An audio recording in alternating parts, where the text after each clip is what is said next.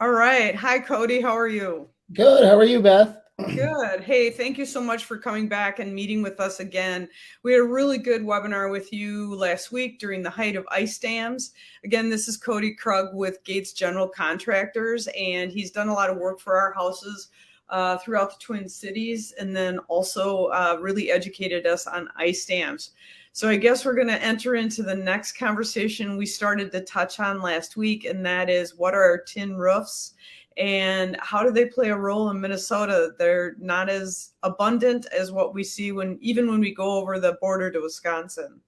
Sure. So a metal roof, generally speaking, nowadays are all steel roofs, galvanized, or they also have a finished material of a kynar. It's just a textured material that's on the roof, Mm-hmm. um, and they're about double to three times the price of an asphalt shingle. But yeah, there's a lot of great qualities and advantages from a steel roof compared to an asphalt roof. Okay. And we'll touch on a lot of those today. Okay. So what it is when we are talking about the tin roofs and with the ice dams, what I've noticed with some of the roofs that I see is they have like spikes coming out of them. Yep. And I've seen some other. What are some of the reasons that they put that on that with snow and ice? So the spikes that you see generally on those steel roofs are to actually break up ice and snow as it's coming down your roof plane. Okay. Otherwise, that whole sheet will come down as one sheet and damage whatever's below. So it's just kind of breaking up that stuff. But that's one of the big advantages of a steel roof compared to an asphalt shingle is your maintenance during the winter with a lot of snow is basically none, because the sun will heat up that surface and just kind of melt away, and all that snow is just going to slide off that surface. Interesting. Do they have the same gutter system on them? They do, yes. Same gutters. It's really the only thing that really changes differently on the system part of the roof is the venting aspect of things. Instead of having your like typical box vent style roofs on your to ventilate your attic, you have one long ridge vent that runs along the entire span of your ridge. So it actually ventilates your attic better. Interesting. So you're saying, so where the two vents come together, or where the two metals come together, this is where the vent is. Yep, and it's the whole span of that ridge. Yep. So there's a lot more air coming A through. lot more breathing happening, which is a good thing. Wow. Okay. I learned something new every time we Yeah. talk. So let's see if we could get slide 6. It's a beautiful, well, that's a good one too. So right there at the top is where the vent is, not where they come together, correct? Yep, and you can see with that standing seam that actually allows a really big air gap for air to exhaust out of too. So And what I read on it is that these are actually better for air conditioning. they are actually. How that works is a steel roof will actually reflect. I can't remember the exact percentage, but it's like 15 to 20% of UV and light rays away from your home. So that would help reduce your cooling costs in the summer. So it reflects. I would think it would be heating it up, but it actually does the opposite. It Correct. bounces Yep. it And off. actually, an asphalt shingle will absorb that heat because it's a thicker and just a thicker product, really. There's nothing to reflect that material or reflect that light. Okay. Um, okay. So basically, what you're saying is that the asphalt shingle roof, even though, again, this is going against logic in many ways. So what I'm saying is that roof, to me, I think, okay, that heats up quick. And so that should melt the ice, or should melt off snow and ice faster. You're saying, no, the tin roof heats up faster and gets the ice and So stuff. it's different, I guess, in the winter wise. The reason why the snow falls off of your steel roof is because there's nothing on the surface of the roof to grab it. Right. Like if you were to walk on a steel roof versus an asphalt roof, it's very slippery. Very, very, very slippery.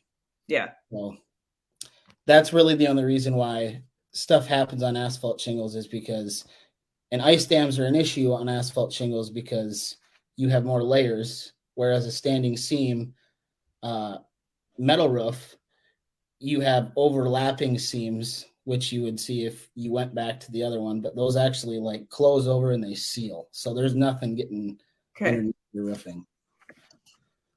Okay, so we're looking back at slide 4 again. Let's go back to the metal roof, slide 4. Okay. All right. And so the way that those are seamed is you have your knuckle of your panel right here, and it comes over and basically here's your next sheet and here's your other sheet. So it completely seals it up. Is there any, do you put any glue or anything in there? We do silicone, yeah, but a lot of it is just, generally it's just around the fasteners. But there's rubber washers around the fasteners, and we've never had issues with it leaking. It's actually a leak-proof design. Wow. All right. Another benefit. There we go. Didn't expect that. All right. So you talked a little bit about, I mean, just the design itself sounds like it's quite a bit better. It also has, so what's the longevity of that roof compared to the asphalt shingle? So I would say 3 times as long, definitely. You're going to get, obviously, your asphalt shingle is going to be more susceptible at receiving hail damage, and that hail damage is going to show over time. Hail damage on a steel roof is just going to be cosmetic. It's never going to puncture it or do anything like that. We don't get big enough hail up here, so there's that. Okay. But longevity-wise, definitely a much longer-lasting product for sure. Asphalt shingle, okay, we usually say 20, 25 years. Yep. I mean, that's what I would say that. Yep. And I would put, steel roofing right at about 60 years probably. Okay. I'll never buy another roof again. Yeah, at least at my age. Yeah, right. You can't worry about it. This came around, wasn't tin and that used more as a after product? Like it was used many times on barns and things like that to start because it was easily made, easily gotten a hold of, and then they slowly started putting it on houses. Do you know any history behind that? Why it wasn't put on houses right away? Maybe farmhouses, I'm not sure. I think the material, what you're referring to, the material of that was a lot cheaper. Okay. Now with just the benefits, honestly, steel is expensive because of the benefits and the longevity of it too. But otherwise, I don't really have an answer for that. Okay. But environmentally, you can just get rid of it. Like correct, yes, and environmentally, it's more sustainable. Obviously, you're not putting like fumey asphalt gases into the air when the product's actually being manufactured. So it's greener on the manufacturing side of things, as well as the recycling aspect of things when it gets torn off and you can recycle all that metal. Yeah. And it's there for a longer amount of time, period. Correct. That's evergreen. Yep. That's the other evergreen part of it. Yep. You talk about the durability. You said that and we'll talk more about really Minnesota. You're just saying it just doesn't have the hail damage. The hail isn't baseball size or anything, so it should live pretty long. It would just be cosmetic. Yep. And from what I've seen, a lot of hail doesn't even dent steel roofs in Minnesota, period. I mean, you can see where it hits, but it doesn't do what you would think it would do to it. It's pretty tough metal. And it's pretty good with wind. Like I do know with asphalt shingle, wind will pick up parts of the roof, things like that. With wind here, how does wind affect the tin or the metal roof? I think it holds up better to wind because it's a stronger material that you're fastening to the roof. You're also putting your fasteners a lot closer together instead of nailing your shingles horizontally, you're nailing them vertically basically, and you're actually screwing them in instead of nailing them. Oh, okay. That has, yeah. And we talked about the efficiency. Oh, fire. That's another one. So it does, if you are in a wooded area, especially I know in Wisconsin for a lot of cabins and stuff, they ask you to put a tin roof on because then it would be, in case of fire, your house is less likely to start on fire. Correct. Yes. Metal is obviously a non-flammable material, and there are definitely very highly flammable materials in an asphalt shingle for sure. Okay. Beyond just heat. Yep. The heat itself 100%. are causing it. Yep. It's very efficient for cooling costs, and that they say that cooling costs is by up to what you said. Is it? I mean, we did a deck together before this, but 25%. Yeah, it was right around there. Yeah, I said it was. Like I said, I couldn't remember the exact stat, but there it is. Yep. Yeah, we researched it. It's up to 25% for Yep. cooling, can reduce cooling costs. That's great. Also, then environments like a desert. Correct. Yes, indeed. And then, of course, a low maintenance. Yep. They don't require. I mean, there's really, I would stress the low maintenance part on it like a lot because there's nothing that you really have to do to maintain it, honestly. As long as it was installed properly, you don't really have to do much to it. Wow. So if we could maybe even tackle the actual costs itself and just see what goes on. I mean, if you talk a little bit about this, you said the asphalt shingle roof costs, you have to put it on several times. I mean, how could you easily tell somebody this is a great purchase beyond everything? I think steel roofs look fantastic. That's one of my biggest selling points on it. I guess a lot of my clients that have gone through replacing a roof in the past, they don't want to replace their roof again in 15 years. So that's another benefit as to me selling them on a steel roof. Mm-hmm. And it is triple the cost, but they're also like if you had your roof replaced with like an insurance claim, you might be eligible for like insurance breaks on your premiums as well for getting an upgraded product on your roof. Because they don't have to do it again. Correct. Yep. And it reduces costs. Yep. Okay. Plus, they are really good looking. I'm starting to see it more and more on higher end homes. Yep. They're definitely getting into that, and the variety that you can actually make it for your house. Like this one sort of matches the house, but you could do a little bit more and make it a different color. Yeah, they just look really sharp. I love them. And they sound amazing when the rain's hitting them. And is this something that you're specializing in? Yeah, so we do, our roofing crews are able to install obviously asphalt shingles, but we also install metal roofs as well. It's not as popular obviously because of pricing and just demand, but we do offer it and it's something I would actually like to get more into, but obviously with demand, it just leaves me doing asphalt roofs still. Right.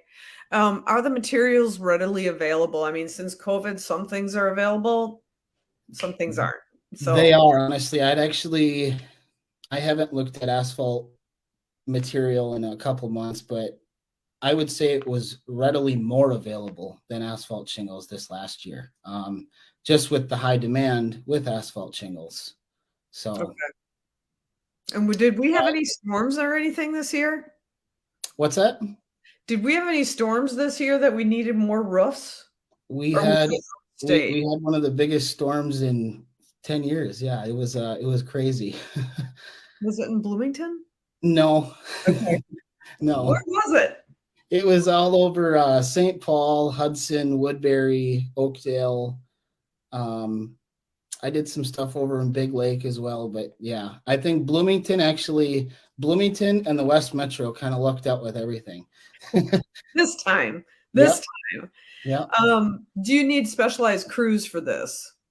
No. Like I said, we use our own roofing crews to do all that stuff, and they can tackle it all. So okay, it's not like some of the more technical products. No, it's actually, honestly, I think it's easier to install a metal roof than it is an asphalt shingle. There's less moving parts, I guess.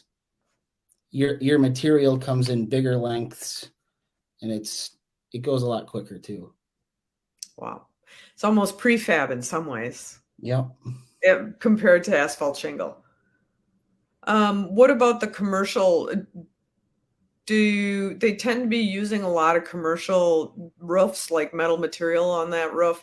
Why is it just commercials embracing it longer because the owners of these places find it to be a better purchase? I would agree. Yeah, I would say that that's probably the biggest ruling out part of it. Obviously, commercial properties, you're dealing with probably a very large square service of roofing, Mm-hmm. and whatever they can buy to make that product last longer or last the longest is what they're going to go with. So that would be probably my number one factor in why commercial properties generally do steel Because roof. you do some commercial stuff too, from my Yep. understanding. Yep. With this, could you tell us a little bit? How do you dispose of an asphalt shingle roof? I mean, where does that go? To the dump. To the dump. To the Okay. dump. And is it probably just as flammable as tires? Remember how you see tires at a dump, like tons I would of. say it might even be more flammable than a tire because there's oil and asphalt based in a shingle. I've never lit shingles on fire, nor have I. I've never planned on doing it, but I could imagine that it's quite the fire and it's probably pretty hot. Okay, because it does have that oil base and tar. Mm-hmm. Yeah, you're right. Of course, and I have not lit one either. I guess it's something I could do this summer. Not to my own house. Right. I think we've hit most of the questions. Is there anything that we missed that you think would be helpful for somebody that's considering putting on a new roof, things like that? I mean, honestly, I think you're best if you're considering it. I mean, you can reach out to me, obviously reach out to Beth, but I think just in-person consultation and just kind of seeing what your needs are, like every situation's different, really. And I'm not going to give somebody what they don't want. So, right. So Great. my biggest advice would be to just talk to an expert, I guess. Great. Well, they should reach out to you. We have all your contact information. We'll also put it up on on all our socials to make sure they can get direct contact if they so need it. Of course, if they're going to sell or buy, I would like them to talk to me directly. That would make things a lot better.